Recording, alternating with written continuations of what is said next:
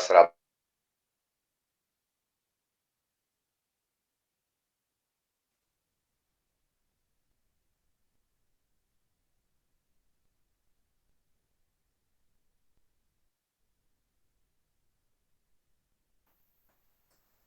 Monsieur, on n'arrive pas à écouter, monsieur.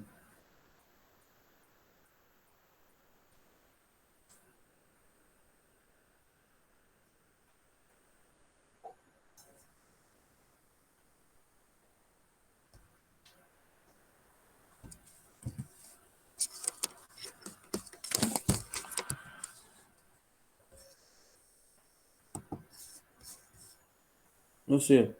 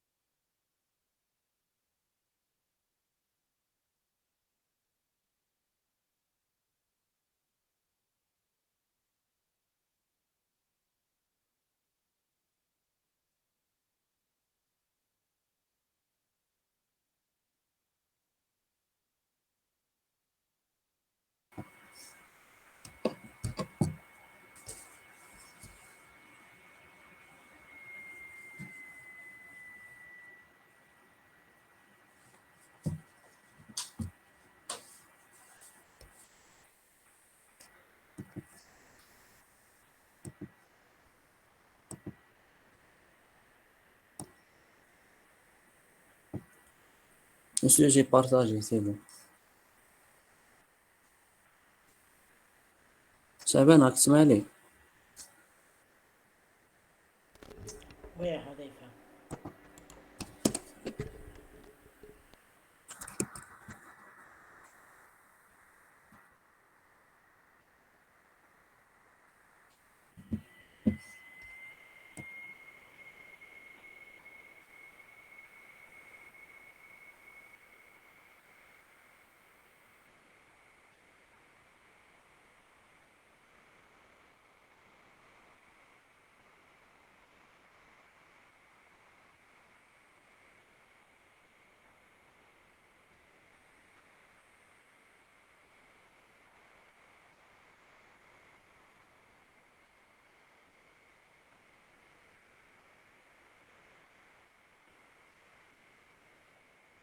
شعبان لا رياكسيون اللي كنا فيها.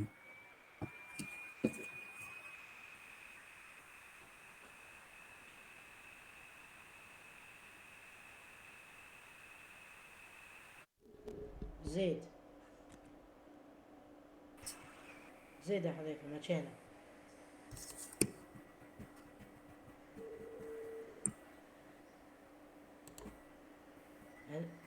اطلع اطلع لا لا لا لا، اطلع هنا طونت يعني.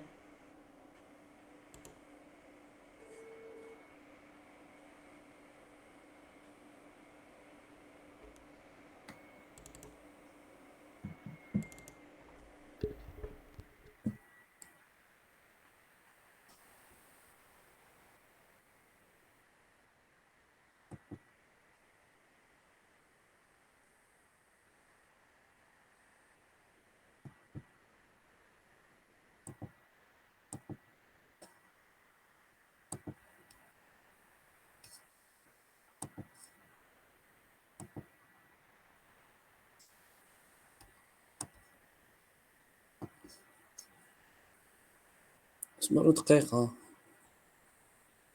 Après, vous m'entendez maintenant? Oui, Je peux continuer comme ça? oui, monsieur, oui. Je sais pas. D'accord, je suis dans la diapo numéro 34. Ou là, je reviens à la 33, ou là, je sais pas. À partir de l'addition des amis, monsieur. L'addition Addition des amis. 2, B2. Donc, donc c'est l'addition des amis. C'est la réaction de Schotten-Bowman. Donc, la réaction des dérivés d'acide carboxylique, c'est ça? Avec les composés carbonylés, monsieur. Ah, d'accord. Donc, c'est un peu plus avec les composés carbonylés, aldéhyde et cétone. Très Oui. bien. Très bien. Donc, comme je viens de le dire, donc, les dérivés carbonylés qui possèdent un hydrogène en alpha, donc, ils peuvent donner, donc, avec une amine, donc, des énamines. Donc, des énamines. Donc, là, pour avoir une énamine, donc, il faut avoir un dérivé carbonylé qui possède un hydrogène en alpha. Par exemple, si vous prenez l'acétone, donc CH3CO, CH3, donc le CO, le carbone alpha qui est le CH3, donc il possède un hydrogène. Donc, lorsqu'il réagit avec une amine, donc il va donner une énamine. D'accord? Il va donner une énamine. Très bien. Donc, si vous voulez, cette propriété, elle va nous donner différentes, si vous voulez, produits. La seule différence, c'est en changeant, si vous voulez, le dérivé carbonylé. Par exemple, je prends par exemple un chlorure d'acide, les dérivés d'acide, un ester ou un anhydride d'acide. Donc, dans tous les cas, dans tous ces cas-là, donc je vais avoir des amides. Des amides. Donc, l'amide, c'est quoi? C'est CON. CO, la fonction CON. Donc, le N, donc vous avez R1, R2, et le CO, donc il est avec le R. Donc, je vais prendre des exemples maintenant. Donc, si je prends par exemple un chlorure d'acide, avec la diéthylamine. Avec la diéthylamine. Donc, addition nucléophile. Donc, je vais avoir CO-, parce que addition nucléophile, donc je vais avoir CO-, N plus CH3, CH3H. Après, il va y avoir un réarrangement ici. Donc, le O-, donc il va se rabattre pour donner la double liaison CO et départ de Cl-. Donc, Cl-, il va se retrouver ici. Donc, on forme cette forme, donc l'ammonium, plus Cl-. Donc, le Cl-, qu'est-ce qu'il va? Il ne va pas croiser les bras. Donc, il va arracher le H, hein, qui va partir Monsieur, facilement. vous êtes dans quel diapo? Diapo Je 34. ne sais pas le numéro. 34. 34. كيف تقدر تنحي البارطاج باسكو البروف راه مبارطاجي. On partage. Ah. وي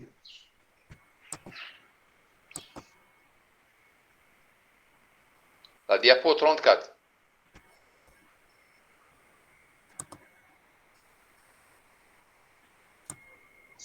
كونتينيو.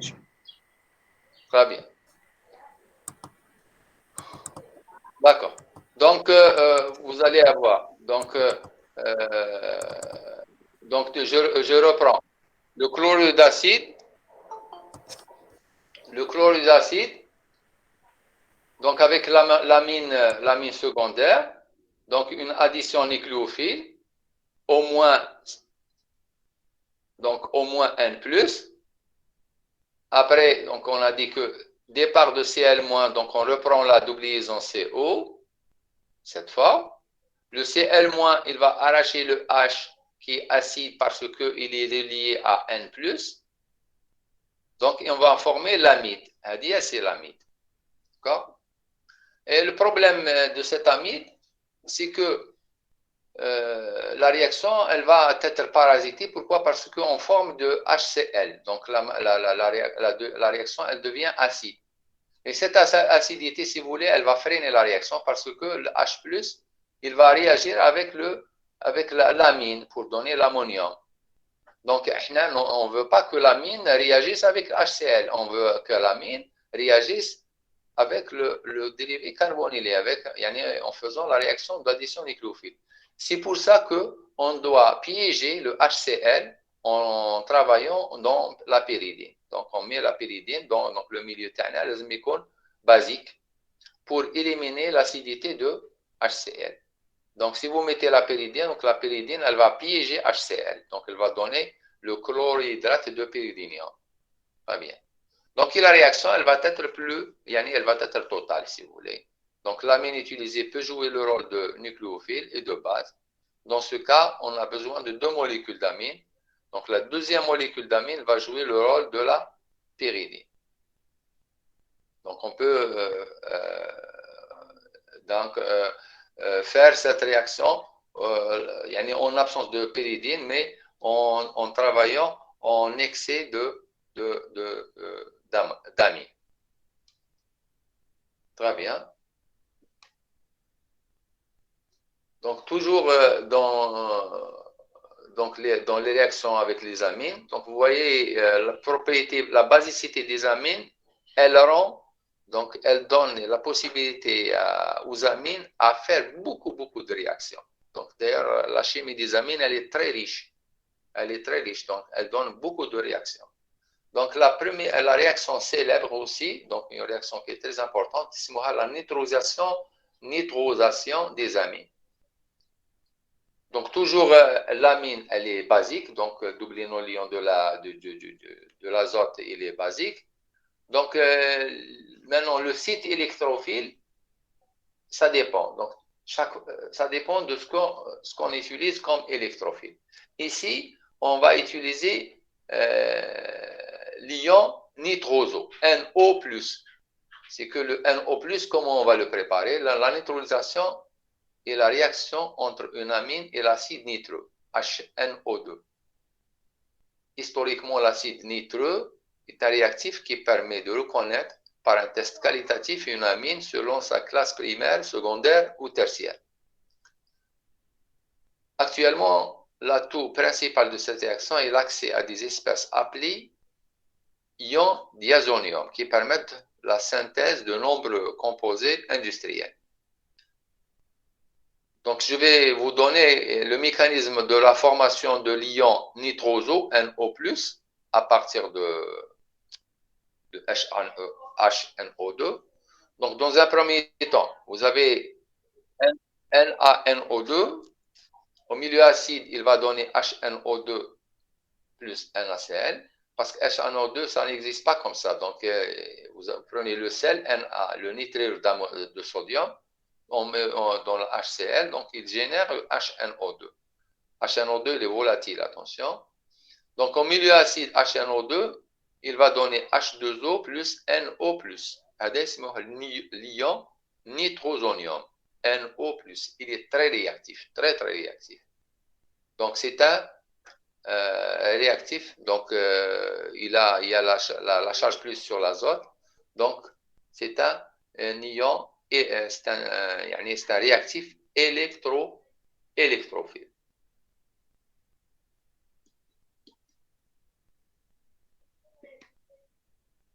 Maintenant, le NO+, donc il va permettre, si vous voulles, de distinguer l'amine primaire, l'amine secondaire de l'amine tertiaire. Regardez bien. Si j'utilise le NO+, en présence d'une amine primaire, donc il va donner un ion diazonium, Rn plus N. D'accord? Et dans ce cas-là, si l'amine elle est aliphatique, donc si le R il est aliphatique, donc vous allez avoir donc l'ion diazonium il est instable. Ça, s'il est aromatique, si vous avez R, c'est par exemple du benzène, donc il est très stable parce que la triple liaison elle est conjuguée avec le noyau aromatique. Dans ce cas-là, on dit que l'ion diazonium il est stable à température inférieure à 5 degrés C. D'accord? Donc, avec une amine primaire, donc on forme un diazonium très stable quand l'amine, elle est aromatique. Maintenant, si vous avez une amine secondaire, que ce soit aliphatique ou aromatique, dans ce cas-là, vous formez un ion, un composé, la nitrosamine, N, double liaison O. Si l'amine, elle est tertiaire, la même chose. Si vous avez une amine aliphatique, donc vous n'avez pas de réaction dans ce cas-là, l'amine, elle ne va pas réagir avec le NO+, mais c'est que si vous avez l'amine tertiaire, donc l'amine tertiaire, et si elle est aromatique, donc vous allez avoir le NO+, il ne va pas réagir avec, avec la fonction amine, mais il va réagir plutôt, donc comme il est électrophile, il va réagir avec le noyau aromatique. Donc, il va donner une substitution électrophile. Donc, il va donner une substitution électrophile.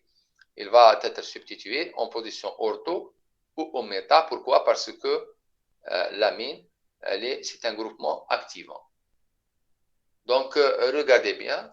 Donc, si vous voulez, donc ça dépend de la classe de l'amine. Donc, on peut avoir une réaction. Donc, on peut avoir si vous voulez, l'ion diazonium, comme je peux avoir une nitrosamine, comme je peux ne pas avoir de réaction du tout, comme je peux avoir une substitution électrophile. Très bien. Donc, je vais vous donner la réaction, donc enfin en quelque sorte le mécanisme de la réaction, donc les réactions, les différents types de réactions. Donc, la réaction qui génère l'ion diazonium dans le cas du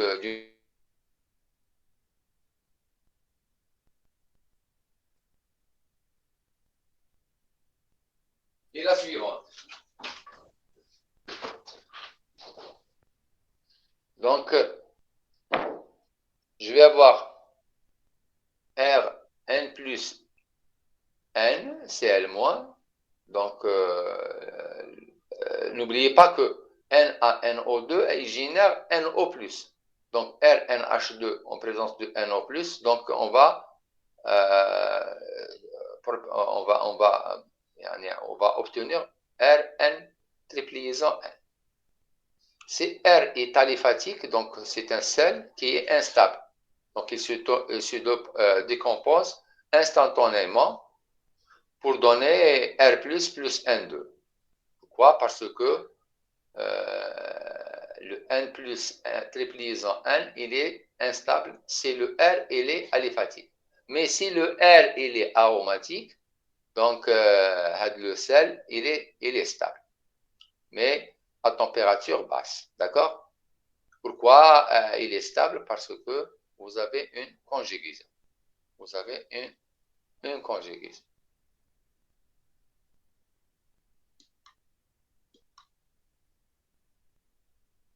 Vous avez une conjugaison.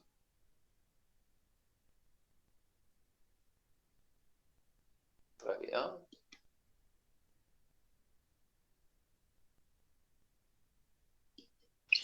Monsieur, Oui. est-ce que le signal moins fixé sur le N+, Non, le Cl-, donc c'est un contre-ion. C'est un contre-ion. Vous avez le C+, le N+, Cl-, c'est un chlorure d'ammonium. C'est un chlorure d'ammonium. Donc c'est le contre-ion. Vous avez la charge plus, la charge moins. D'accord? Oui, monsieur. Maintenant, la réactivité,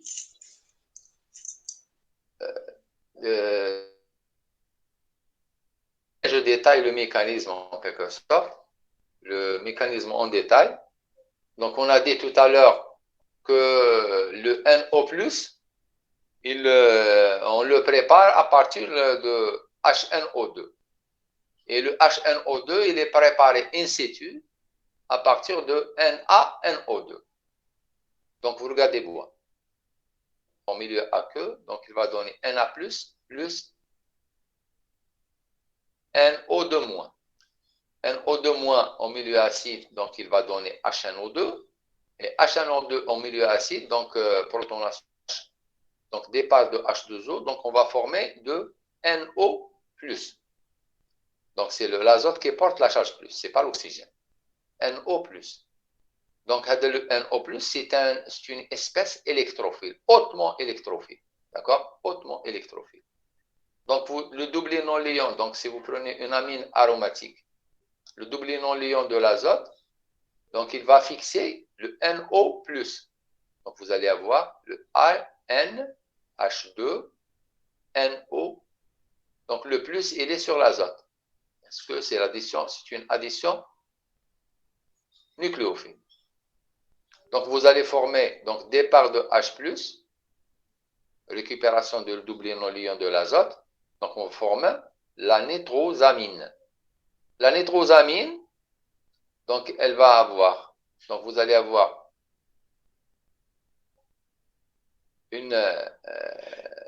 l'oxygène est plus électronégatif que l'azote, donc il va tirer vers lui le doublet, et la liaison NH, elle va se rabattre ici, donc formation d'une double liaison N. Donc vous allez avoir donc, le réarrangement qui va se faire, donc une prototropie, donc on va former ça, d'accord? N, double liaison NOH. Vous êtes d'accord avec moi? Au milieu acide, donc vous allez protoner le OH, donc vous allez former une molécule de H2O déguisée. Départ d'une molécule de H2O déguisée, formation de l'ion N plus triple liaison N. Donc c'est un dérivé si vous voulez, c'est un réactif, c'est un intermédiaire en quelque sorte. C'est un intermédiaire très important en chimie organique. Pas mal de colorants, pas mal de produits, ils sont à la base. C'est une matière première. Donc, donc vous voyez que l'ion,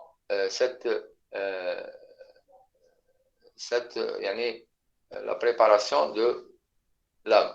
Donc, la fonction, si vous voulez, n triple liaison n, si le R n'est pas aromatique, donc c'est instable. Donc, ça se dégrade et ça donne du N2. Mais le fait que vous avez un aromatique, donc la conjugaison, elle permet de stabiliser cette N triple liaison N. D'accord?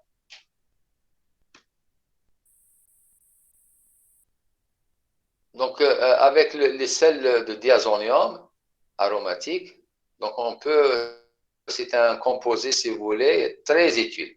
Donc, il permet, si vous voulez, donc il permet de préparer pas mal de composés. Par exemple, si je peux faire une substitution nucléophile avec un diazonium aromatique. Donc, si j'ai un nucléophile, je peux faire une substitution nucléophile sur le l'ion diazonium. Donc, le nucléophile, ça peut être OH, ça peut être autre chose. Donc, vous pouvez faire une substitution. Donc, vous pouvez préparer, par exemple, du phénol de cette manière-là. Hein? Vous pouvez préparer du phénol de cette manière-là. Donc, différents nucléophiles peuvent réagir avec les sels de diazonium aromatiques et conduire à une grande variété de benzènes substitués. D'accord? Par exemple, je vous donne les différentes substitutions nucléophiles qu'on peut avoir pour préparer des benzènes aromatiques. Des benzènes aromatiques. Par exemple, vous pouvez utiliser HBr, donc pour faire une bromation. Vous pouvez utiliser NaE pour faire une iodation. Vous pouvez utiliser H2O, H+, pour préparer du phénol. Vous pouvez utiliser H3PO4 pour préparer du benzène. Vous pouvez utiliser KCN pour préparer le benzène au nitrile. Vous pouvez utiliser HCl pour préparer le chlorobenzène. D'accord? Donc, l'ion diazonium, il est au carrefour de toutes ces réactions. Il est au carrefour de toutes ces réactions.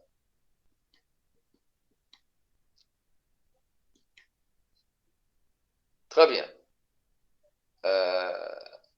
On peut avoir aussi une réaction qu'on appelle un couplage diazoïque.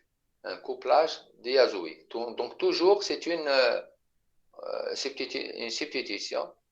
Donc, je peux avoir une substitution. Donc, toujours là, avec la réactivité du diazonium aromatique, je peux avoir une substitution électrophile. Donc, les sels de diazonium aromatique sont d'excellents réactifs électrophiles.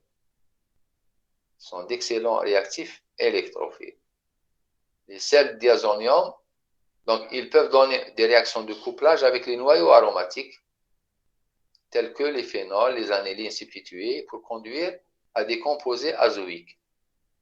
Par exemple, si je prends le composé aromatique, de l'amine aromatique, d'accord? Donc, un cycle aromatique activé. Donc, vous savez bien que